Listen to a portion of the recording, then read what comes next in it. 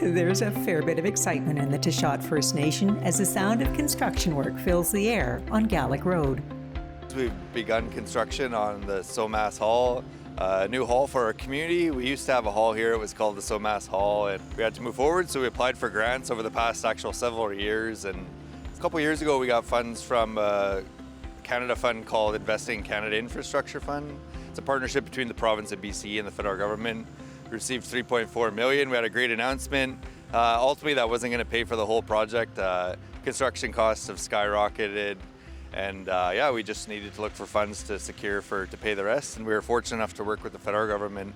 The Canadian Human Rights Tribunal had a court case about children and families and funding around that, and the federal government invested in infrastructure. So we received another large grant as well to construct this new hall. The funding specifically is about prevention services. It's about keeping kids out of care. So we're really excited that the basement of our new Somass Hall and the hall itself, all of it, will be really dedicated to preventing kids from going into care in the first place. We do have events at the Moss. We also have a small cultural center. It's a really small hall. This was always like the sweet spot, the little in-between that we needed. Sometimes the cultural center was too small for dance practices. Sometimes the gym was too big for other events that you didn't really need that kind of space.